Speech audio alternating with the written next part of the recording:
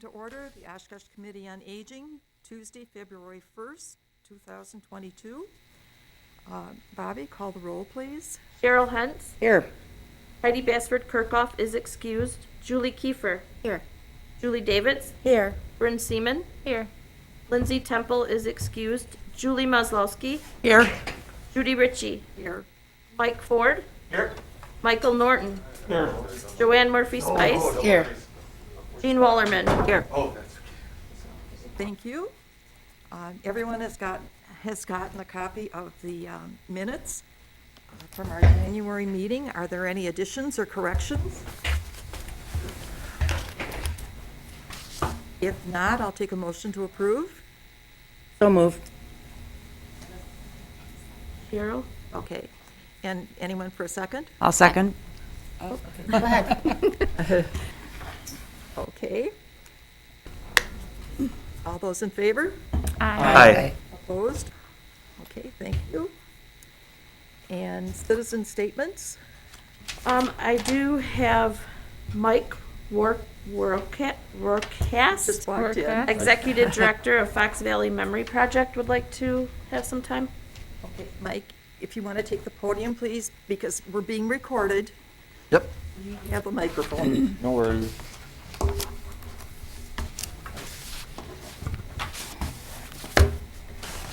Do I need to state the address or name or anything, or just?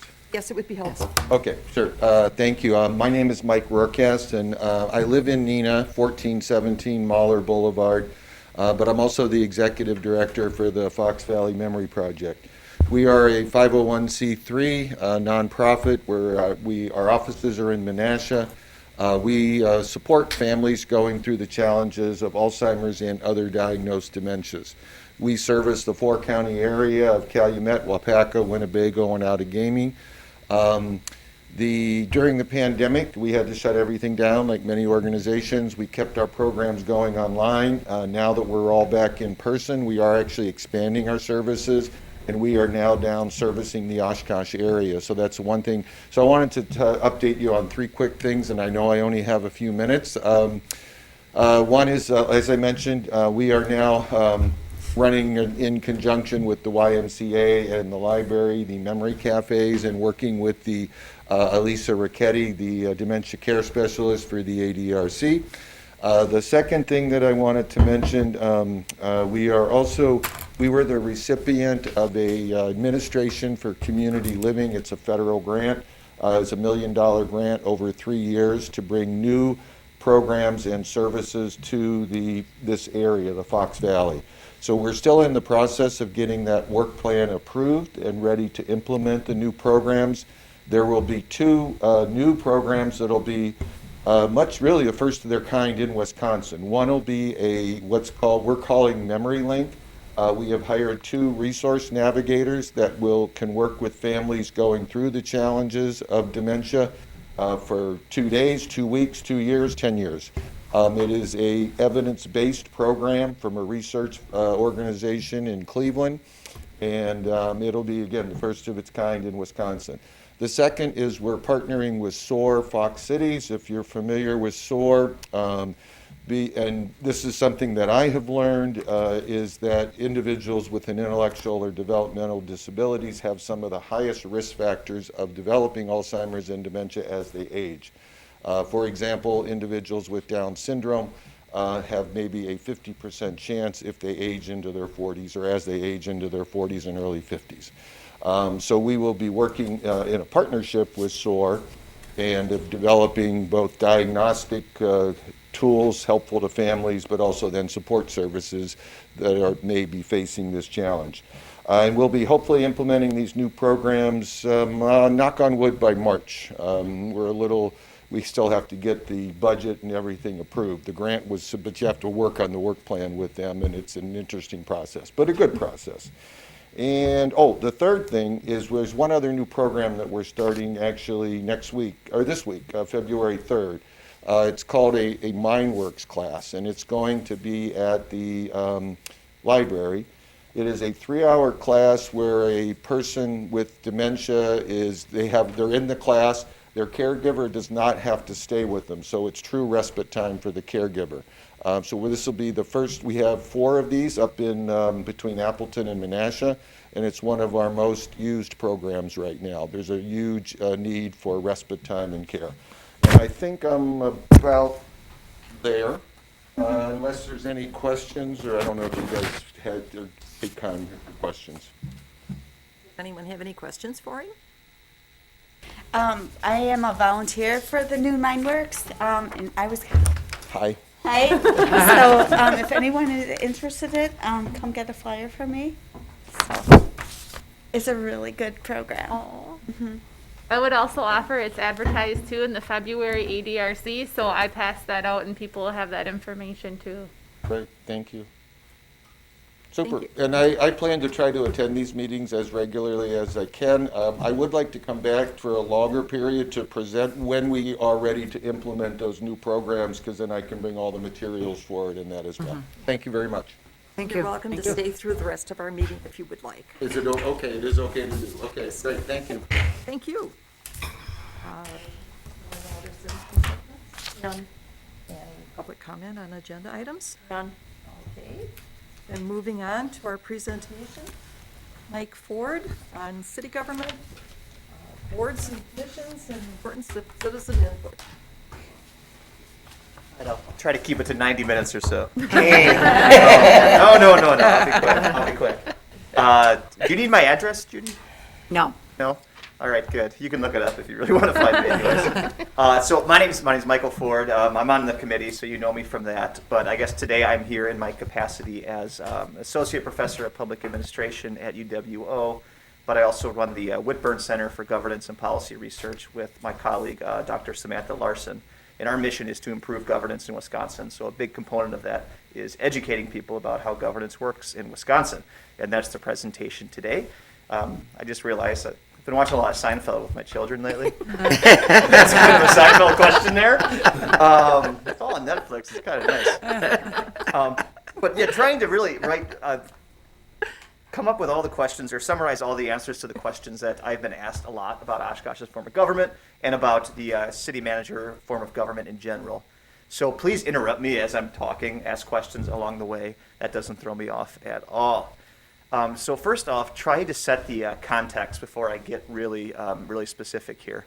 And I should caution you, right? My day job is a professor, so if I get too professorial on you, I'll try to get the old Mike Ford. I worked for like 10 years in state and local policy prior to becoming an academic.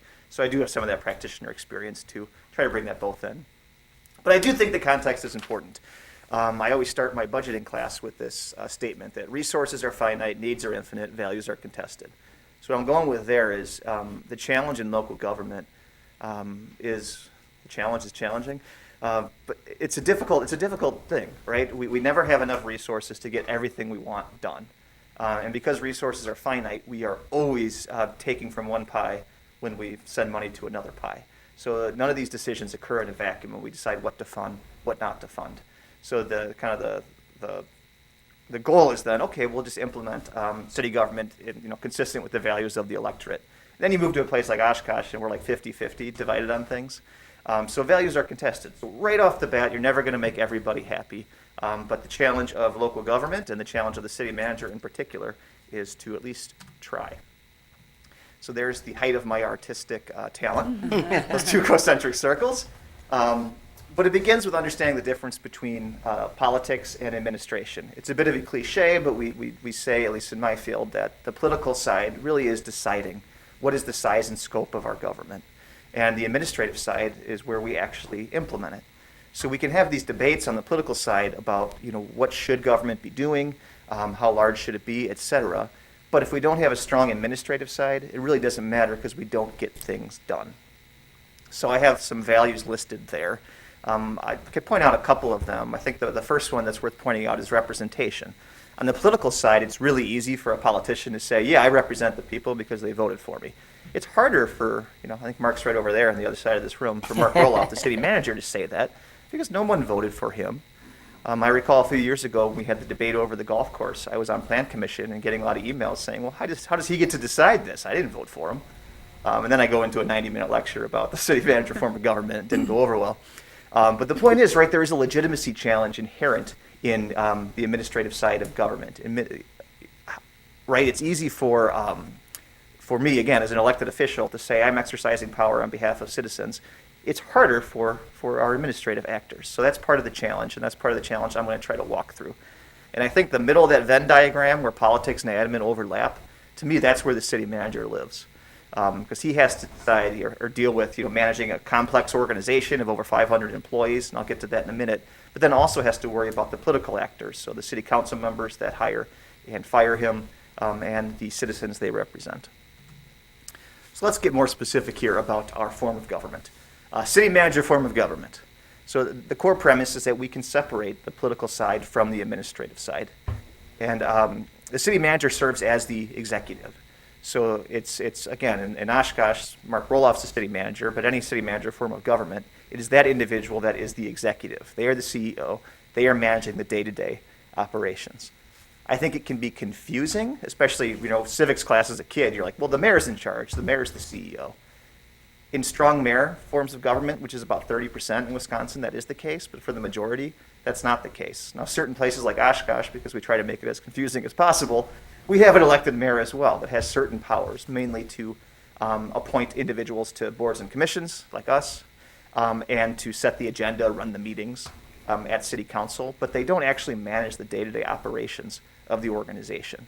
So that can be a little confusing, but I think that's right. If you take one thing out of this presentation, it's that is the city manager who's actually doing the day-to-day. City council, the mayor, we have one employee, and in Oshkosh, that's Mark Roloff, but that's the only person we employ. We should not be talking to department heads, talking to individuals that work for the city and trying to assign them work. That's not our job. That's the city manager's job. So some questions. The big one I get is, why do we have it? And that's a long paragraph I wrote there. But bottom line is, if you have a complex organization of over 500 employees, I want someone that knows what they're doing. And that's kind of the background of this form of government, this idea that we can bring someone who's actually a professional and understands how to manage people, how to manage resources, understands the local government context. With an elected mayor, you can get that. That certainly happens. You can have people who are qualified, who are good at it, but it's a little bit of a risk. And this isn't meant to be a debate about, what's the best form of government, and there's a whole academic debate about that. If you are interested, falling asleep, happy to send you those articles. But bottom line, that's why we have this form of government, that there is someone who actually has a skill set that's specific to the task in charge. Is it rare? I tried to resist citing some academic research, but I couldn't resist. So Carl Nollenberger and Jim Simmons, who were both professors at UWO, and Jim Simmons still is, did a study just looking at kind of a census in Wisconsin. And as I mentioned earlier, over 70% have some type of professional manager. So sometimes I get people that come at me and say, why do we have this weird form of government? And I say, it's not weird at all. We are the majority. This is the most popular form of government in the United States. That said, there's a lot of small and very large cities that have elected mayors, and they tend to get more attention, right? You hear more about Madison and Milwaukee than you tend to hear about Oshkosh and Eau Claire, et cetera.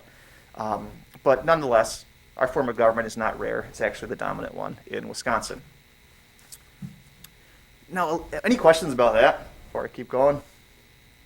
All right, home rule. This is where we get boring. No. One of the questions I always get as a city council member, and a question I often get from new students is, well, why can't local government do that? Why can't we do that? And we're always responding, well, the state won't let us. And that gets people, I think, irritated. It says, well, what do you have the power to do? And then I start lecturing them about home rule. So if you read the U.S. Constitution, you won't see any mention of local government. We are a function of the state. It is the state statutes that give local government their power. So even though we have a relationship, and we call that relationship federalism, it really is kind of a one-sided relationship where we have a lot of power until the state says we don't. And the way that's determined is it's not obscure, but I guess it is obscure to mainstream audiences, but there's a decision from a judge in Iowa named Dillon. It was called Dillon's Rule. Basically clarified what power local government has. So it's power that's expressly written in a state constitution. So if the state constitution says, Oshkosh can do this, or local government can do this, we can do it. Things that are fairly implied. And then the big catch-all, power is essential to the operation of the municipality. And when you think about all the things that a municipality does, that's actually a pretty strong power. That said, when there's a debate, and in Wisconsin we've had recent debates over things like the residency rule, it tends to go to the courts, and when it goes to the courts, they really are trying to see, hey, is this a statewide issue or is this a matter strictly of local concern? But 9 times out of 10, the state wins that court case. So even though local government does have a lot of power, the state kind of dominates it. So some examples of that. Municipal finance. Municipal aid, so everybody pay income taxes. You don't have to answer that, because if you don't raise your hand, you might get in trouble. Make sure you pay your income taxes. But right, we pay our income taxes, corporate income tax. A portion of that goes to the state pot of money, general purpose revenue. A portion of that money comes back to municipalities. Historically, that's been done with a formula that's trying to equalize the tax base to make sure that, if Oshkosh is wealthier than Neenah, that we don't have, better services than Neenah. The idea is to kind of get everybody on an equal playing field. But since about 2004, that formula has been either changing or really since 2009 been frozen. So bottom line is the state has kind of said that, whatever amount of money you were spending in 2009 from us, that's the best amount of money you should be spending. So that puts local government in a little bit of a bind in terms of finding new revenues. We do have some options. So things like the sales tax, I have residents ask me, well, if we're still worried, why don't we tax consumption? Get all those tourists that come in for EAA and jack up the sales tax. I'm like, great idea, we can't do that. Legally, we can't just unilaterally do something like adopt a sales tax. That's something that the state has to say we can do, and so far they have not said we can do that. Even our tax levy, it cracks me up when we have our big budget meeting and we set the tax levy, and it's a little bit of a farce because a lot of what we do is just dictated by what the state says we're allowed to do. We have pretty strict caps on our tax levy, specifically annual increases that are tied to new construction. Again, we go down the rabbit hole. Bottom line is it's very much state limits on what we're allowed to do in terms of our tax levy. So if we decided we want to raise taxes by 10% next year, we wouldn't be able to do it. The states would say no. There's a limit on that. Mandates often come with, I say with resources. I guess I was being positive when I made that typo. Mandates, I said that correctly. I just can't see it correctly. Mandates don't often come with resources. So unfunded mandates is the thing that gets local government people fired up, where the state will say, hey, we have this new thing that maybe is a great thing we need you to do. Maybe it's an environmental reform. But again, 9 times out of 10, there's not resources attached to that. If you go back to that resources are finite question, it means less money for everything else. Last but not least, regulating bodies dictate local action. I'm sure some of you, it seems like the entire city has emailed me recently about the Clearwell project. People don't like giant water tanks. I've learned this. And the reality of projects like that is if the DNR, a regulating body, says that we can't have these tanks underground anymore, we can't have them underground anymore. We might not like it, but we got to find a different solution. And I use that as an example because it's getting a lot of attention right now, but that happens all the time. And a lot of these big decisions that seems like local government doesn't want to make, it's probably because we don't want to make those decisions, but they're being forced upon us. All right, a good old organizational chart. So I took this right out of the city comprehensive annual financial report. And this just gives you an idea of how our local government is structured. Again, it's not overly sophisticated, but I think it describes the nature of the relationships, or at least displays the nature of the relationships I just described. So you see right there at the top, the voters are in charge. Right, they send the mayor and the city council. We hire the city manager. The city manager oversees all of these fund departments. But the reason I put this up there is, again, to stress that you'll note that mayor and council, that green, that links to the voters, links to the city manager, doesn't link to anybody else. So the role of a council is to be that bridge between the values of the electorate and the day-to-day management of the organization. But the way we serve as that bridge is through our interactions with the city manager, not actually managing day-to-day operations. Let's talk a little bit about the city manager position. It's selected by the mayor and council. That's the most important thing we do. I'd say that and the evaluation. Indefinite term. So you could have a city manager that's here for 45 years. You're not going to have a city manager anywhere for 45 years. It tends to be actually 5 years or less. I'd say we're lucky here in Oshkosh that we've had pretty steady history with our professional managers. We set the salary. By we, I mean the mayor and the common council. They all take a code of ethics, city managers. And that's through our professional organization, the International City and County Management Association. Has a big code of ethics that basically is saying that you can't get involved in any type of political activities, that you should not take a job and leave without staying for at least 2 years if you're serving as a professional manager. And there's a whole bunch of other things in there that really try to stress the apolitical nature of the position. And it's not just talk. It's a fairly small community of city managers, not just in Wisconsin, but in the United States, and they're close. And if you do violate this code of ethics, you tend to get blacklisted. You're not going to get another position. So it really is something that professional managers take very seriously, their apolitical nature. The city manager appoints the department heads, aside from the police and fire chiefs, because we have the police and fire commission. And I'll go through the list of boards and commissions and also talk a little bit about the open ones here in Oshkosh in a minute. But the employees all report to the city manager. City manager is in charge of the budget creation, so they really set the tone on what our priorities are as a municipality. Now, certainly, city council has a vote on that, and we have public hearings about that, so it is a process. But that first draft of the budget, that comes from the city manager's office. Employees. This one always surprises me. Because you walk around City Hall and it doesn't seem like there's 600 people here. But that's because we're all spread out across town, right? But again, a complex organization, City of Oshkosh. 558 full-time employees, 102 part-time, 95 seasonal employees. I break down a little bit about what they actually do. And I'll have a chart where I look at where the money's coming from and where the money's going.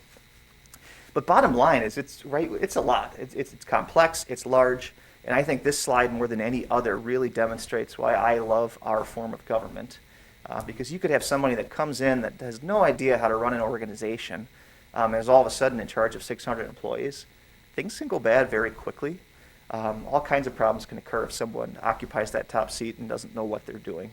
And I think our form of government provides a little bit of a check against that happening. So let's talk committees. So there's a whole list of commissions and committees in state statute that are required. So every municipality has to have them. Then there's a whole list of ones that we can choose to have. And then we have a lot of freedom to create boards and commissions as we see fit.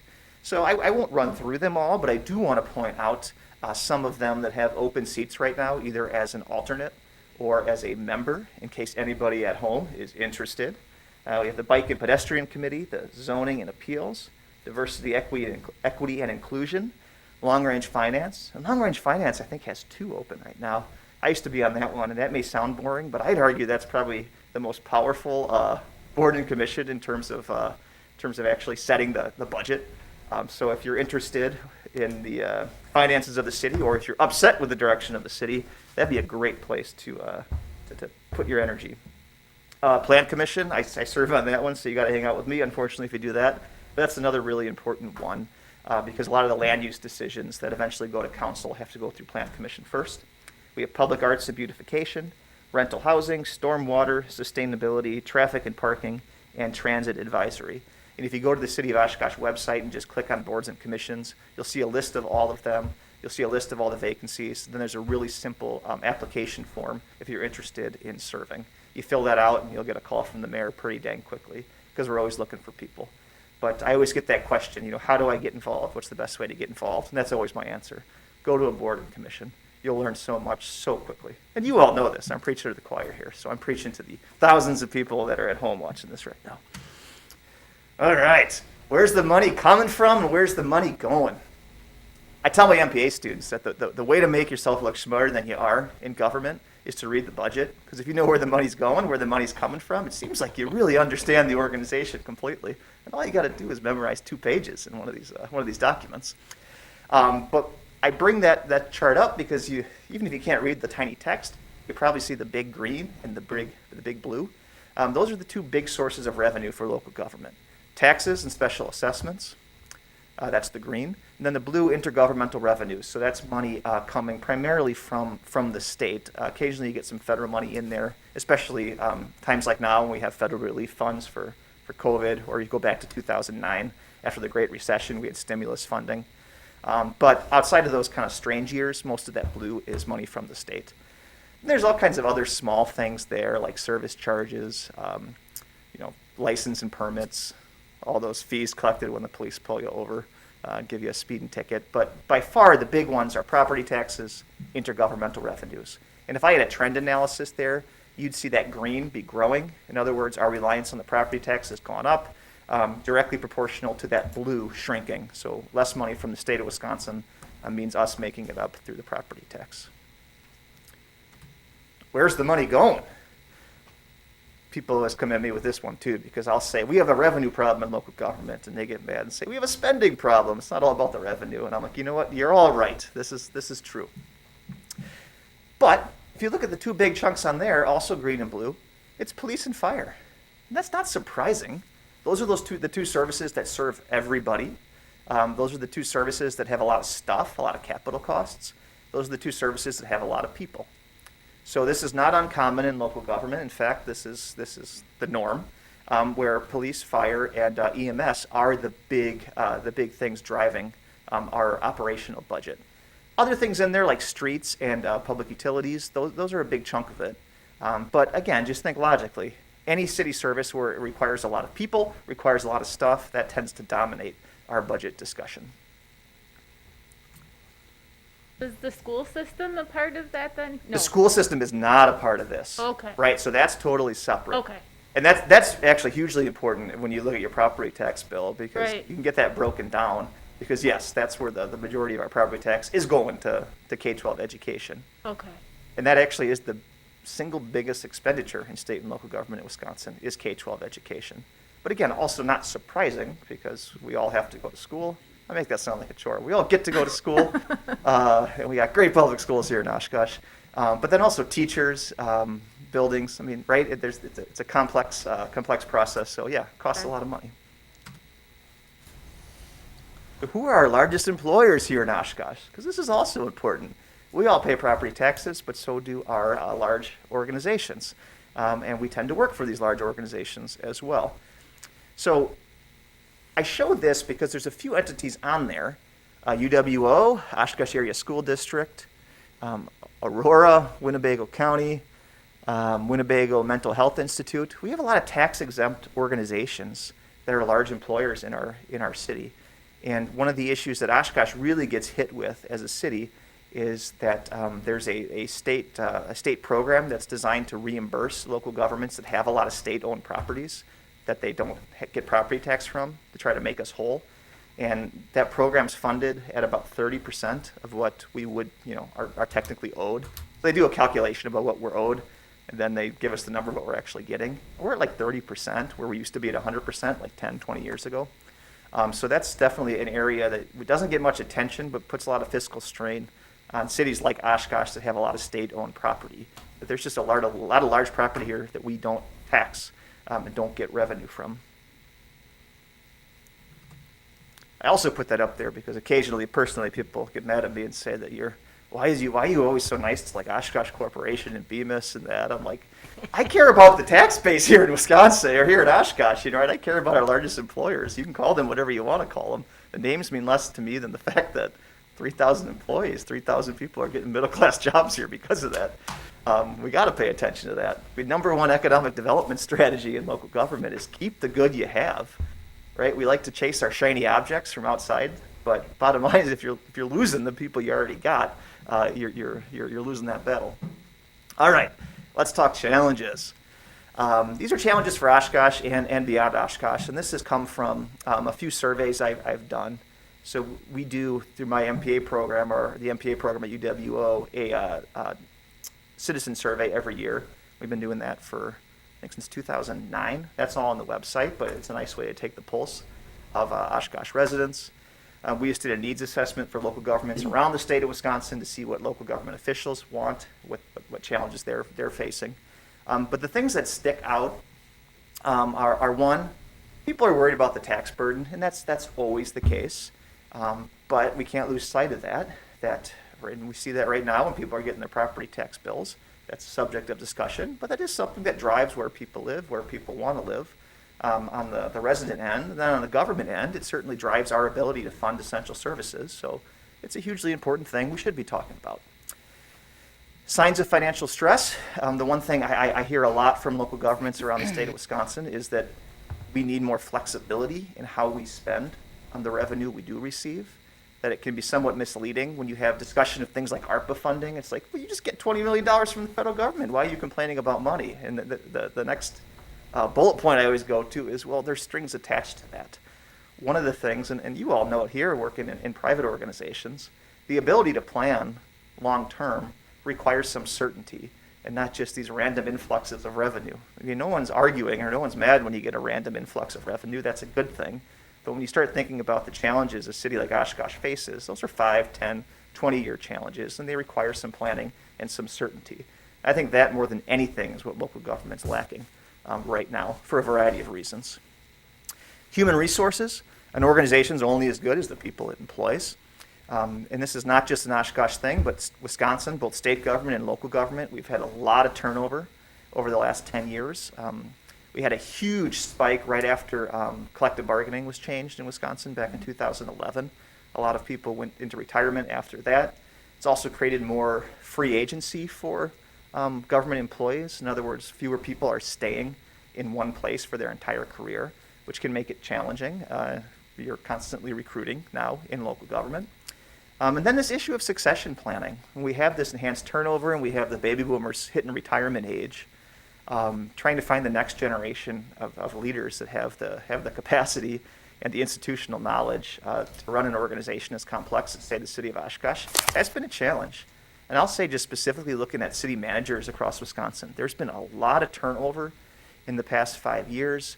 There's been a lot of municipalities hiring, and there's been, I'd say, a lot of, I'm not throwing my students under the bus here, but I've had a lot of students just in the last few years that have gotten jobs that are a lot higher than they would have been 5 or 10 years ago, and that's because there's just a lot of things that are open and people are looking for talent. But that comes with a cost. There's no way you can replace 10 years of experience running a municipality when you hire somebody as a city manager, no matter how well educated they are.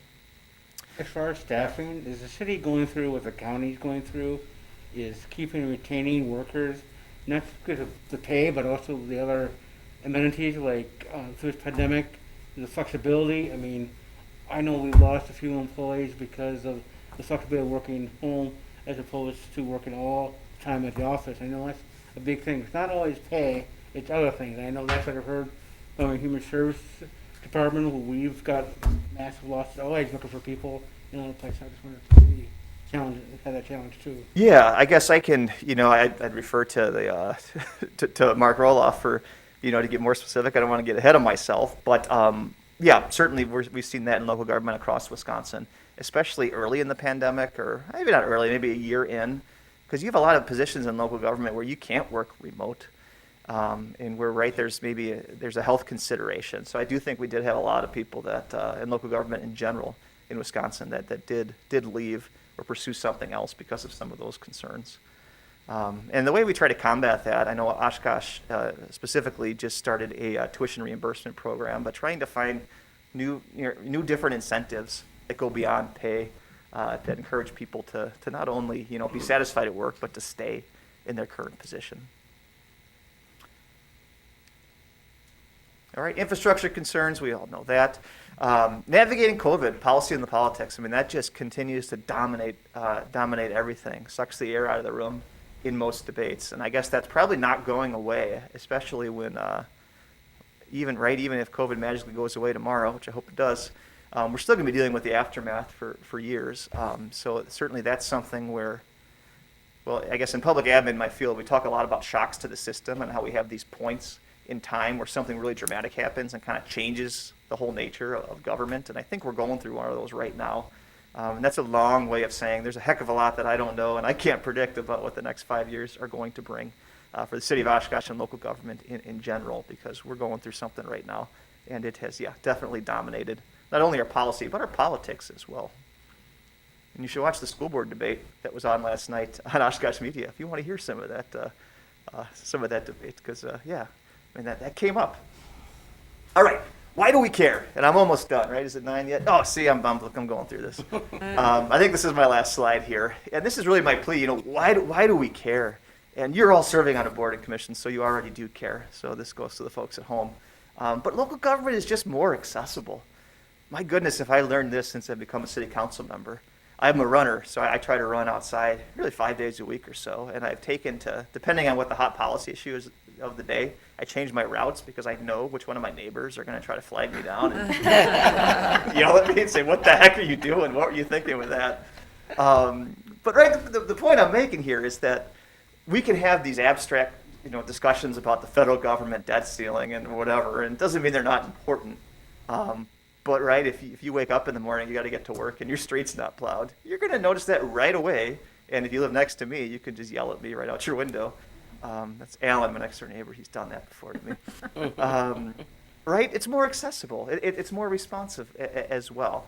The ability to interact directly with your elected officials, the ability to interact directly with our city manager, who's very accessible. I also think local government, more than anything, directly impacts our quality of life. So even though I talked a lot about, and again, I'm a budgeting professor, I can't help myself, so I'm talking about revenues, expenditures. But bottom line is people want to live in a place where they have a high quality of life. And local government, everything we do is having an impact on that. Whether we hire a new arborist, that's something we just talked about, or had a horticulturist, somebody to trim the roundabouts, essentially is what it was at our last council meeting. But right, those decisions that maybe don't get a lot of attention, but they get, right, once they're implemented, people see it, and it impacts the quality of life.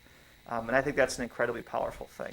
I also think the fact that local government is nonpartisan, and that people, you can push back on me and say, no, I know they're not, but people have political opinions. Yes, political opinions.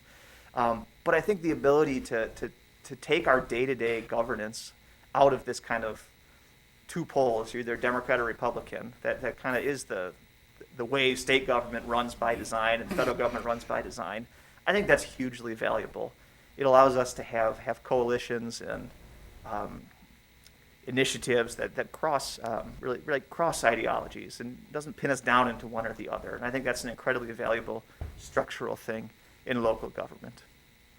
And finally, it's us, right? You all know this because you signed up for a board and commission. Everyone watching at home who's about to sign up for a board and commission because of what I said, they know this, right? It's really easy to get involved. I got involved in local government here in Oshkosh because I was putting Christmas lights up the first year I moved to Oshkosh, and my neighbor walked by and said, "You want to join the neighborhood association?" I probably should have said no in retrospect, given the time I've been spending on this, but I said, yeah, that sounds like fun. Next thing you know, I'm running the neighborhood association, and then I'm running for council, and right, decade later, I'm presenting about local government to all of you. So the point is, right, it's really easy to get involved. And I encourage everyone out there who has any interest, not just in government, but in their communities, to go ahead and take that plunge. It's rewarding. So I'm happy to answer any questions, but my email's up there. It's really big, too. Good for me. And that's my website if you ever want to, again, read some boring things I've written. But, yeah, again, if you take one thing out of this, get involved. Very easy to get involved. It's worth doing it. Question?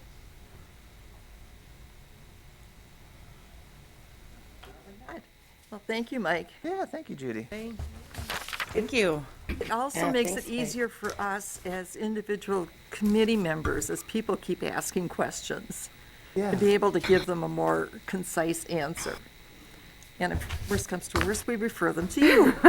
Always do so. Always happy to do that. Thank you. Thank you. Thanks. Okay. Does anyone have any old business? Okay, then moving on, discussion of current scams, and I know that there's a bunch of them, a lot of them pertaining to COVID. And where's my, okay. The one I had here was and I misplaced the sheet, that testing center that got closed down, that was not managing things well, with sites across the country. So we'll just kind of skip past that right now. Does anyone else have anything on current scams? The only one we're seeing at the health department is occasionally people are getting phone calls. Then the person calling stating that they have their test results from a COVID test, and then asking for things like their social security number and things like that. So just for people to be aware that no one's going to call them, no one's calling them anymore in the county for a positive COVID test anymore.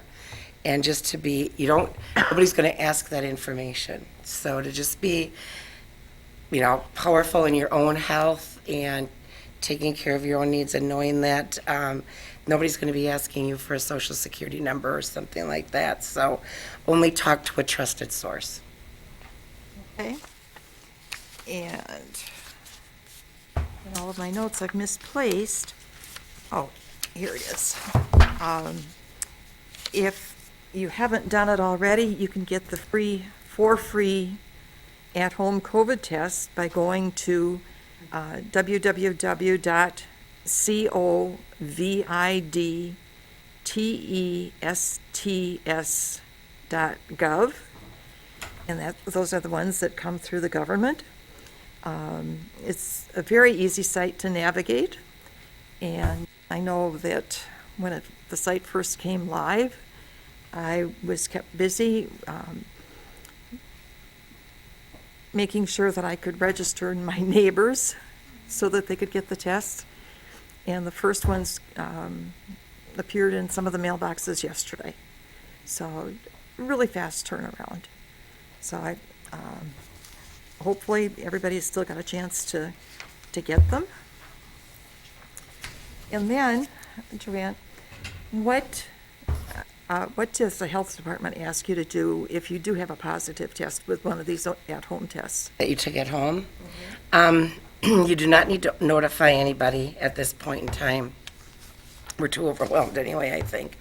But you do not need to notify anybody except possibly your healthcare provider, letting them know that you have tested positive. But you don't need to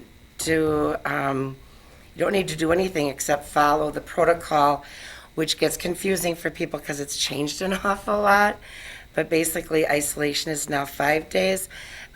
Do know this, if you take a home test and it comes back positive and you're not sure what to do, go on the health department website or call the health department. There's a hotline. Ask your questions. Somebody's there from 8 to 4:30.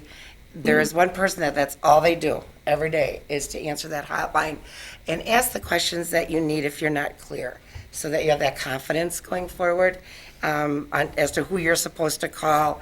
Because again, nobody's calling the people you've been in contact with. There just is not the resources to do that. So call the health department at 232-3000 and they will steer you in the right direction. The other thing too, to what you said, Judy, with the covidtest.gov, where every home is eligible for 4 free rapid tests. If you're not sure what to do, and you have access to a computer, the health department website is a really good place to start. You can click on testing, and it will tell you everywhere you can test and what days they're open. If you scroll down, it'll let you click on that covidtest.gov and take you to that site. The DHS, the state DHS, also has at-home collection kits that are free. There's a link there that you can click on. And the changes that are going on are also listed there. For example, one of the big takeaways we want people to be aware of is, regardless of your vaccination status, if you have been exposed to COVID, you want to test 5 days after your exposure to that person. So that's a good takeaway, and that kind of information is on, because I know it's changing all the time, so at least that gets updated, and that's a really good resource. And big, bold, like yellow with black lettering, testing, vaccination, go to what you need to know. And then again, if you have questions, call the health department. There is a COVID hotline all hours of operations. So I guess that's the best. The other thing, Sunnyview is no longer being operated by the National Guard. The National Guard which I'm sure these people are grateful for, are now helping kind of in a CNA capacity at a lot of assisting living facilities. Thank goodness, because that's needed. So ACL, which is called Accelerated Labs, is the new team at Sunnyview. And they are doing, it says most, I just got this email yesterday, because it just started. Most tests are coming back in 24 hours or less. They have a very low, canceled rate. They offer privacy booth testing, which we did not have before. They will do curbside. They will test as young as 2 years old. So, and there's 13 sites in Wisconsin, so they're the largest provider for the DHS sites. And so just letting you know, and it's on the south wing, but just wanted to give you that information since it's brand new. The other brand new information as of yesterday is we were calling people that had COVID. I mean, 700,000 phone calls a day is really tough. And sending a letter to people. Letters take a long time. So as of yesterday, if you test positive for COVID, do not expect a phone call from the health department or a letter. Expect a text. You're going to get a text instead. If you don't have a phone, well, then we have to send you a letter. We don't have much choice. If you have an email address on our WEDS system, we'll send you an email. Also, if you are, and this pertains to our group of people, if you are over 65 years old, we also do it 0 to 4-year-olds, but for our purposes, if you're over 65 years old, you will also receive a recorded phone message. And we have those translated in Hmong and Spanish also for a little bit further information as to what you want to do because you are in that really at-risk group. So those are some of the changes that just happened. What are the hours at Sunnyview? Do you know offhand? Sorry. Since I'm not really doing COVID right now. Yeah. Vaccinations are 1 to 5. I think 9 to 5, Monday through Friday. Thank you. And then we have the walk-in Wednesday vaccination, which is 1 to 6 usually. Okay. Thank you. Wednesday is walk-in Wednesdays, and it's usually 1 to 6. I don't believe that's changed. I haven't received any information. And then testing is like 9 to 5, Monday through Friday. Does anyone else have anything on scams or COVID? And we'll move on to other business, upcoming community events and information on older adults. I always have something. I won't talk a lot, just lots of handouts today. The first is on Wisconsin Family Caregiver Support Programs. All counties and tribes throughout the United States, throughout the state of Wisconsin, my apologies, including Winnebago County have these caregiver programs. And I'm quickly becoming familiar with them myself in my new role. The other upcoming older adult events, it's truly not just for older adults, it's a benefit for many different folks, are Wisconsin Wise information about lifespan program virtual learning series. So these are informational sessions about retirement, transition, advanced directives, jumpstart your energy. There's also, I might bring it next month, there's information too about building your caregiver network. And I know that we don't all necessarily think of ourselves as caregivers, but almost at any point in time you either are, whether it's to your children, to your neighbor, to your in-law, your aging parents. Or you will need caregiving at some point in time. So all of these different resources do touch us. So I'll continue to bring that information as well as just being mindful and aware of how we can kind of care about one another as a community. The other thing is the Caregiver Connection. This is sponsored by WellMed every month. So this is February. They have a lot of teleconnection opportunities. Some of the information is a little similar to that in the Wise, Wisconsin, but if telephone versus virtual is a little bit easier for some of the individuals you might know or even yourself, certainly that's an option. And then lastly, as I bring each month, our Winnebago County Aging and Disability Resource Center, or ADRC newsletter. A lot of information about Oshkosh upcoming events, including the Mugs for Rugs that we chatted about quickly before we started today's meeting. It's nice to see they have information in here about the Amro Community Center because we just had some guest speakers from there. They also have a great calendar of events. There's also information about Spark, and certainly last but not least, there's information about the MindWorks program that Mike Rohrcast had mentioned too. So it's, as always, very helpful. And to add to that, Bryn, because I like that ADR Senior Center. Yes. They always have like a calendar in there of when the memory cafes are going on and those different things.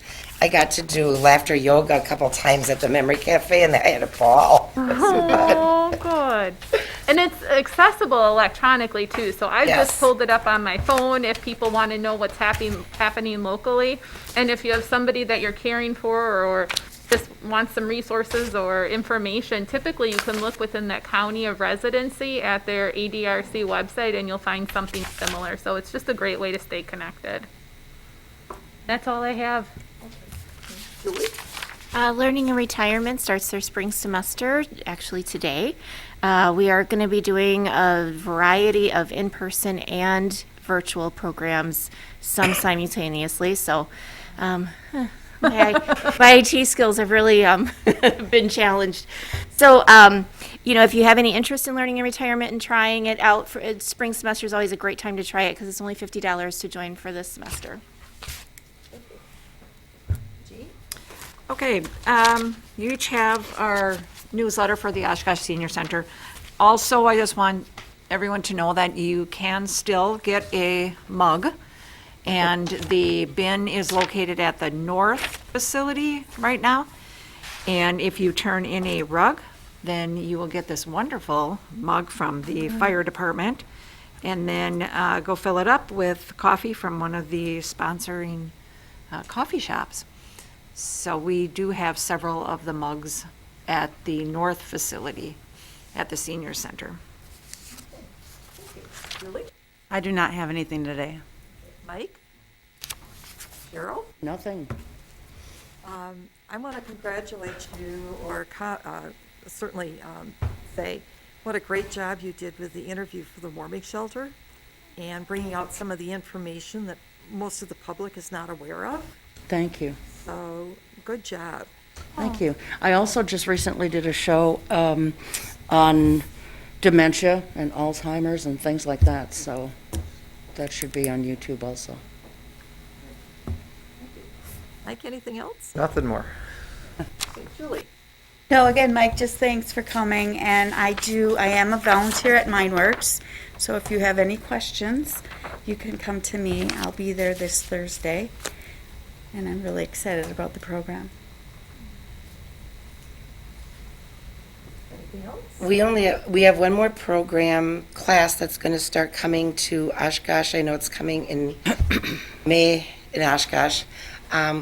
That the Wisconsin Institute for Healthy Aging is now offering. It's out of UW-Madison is the research because it's an evidence-based class, and it's called Stand Up and Move More. It meets once a week for 4 weeks, 2 hours.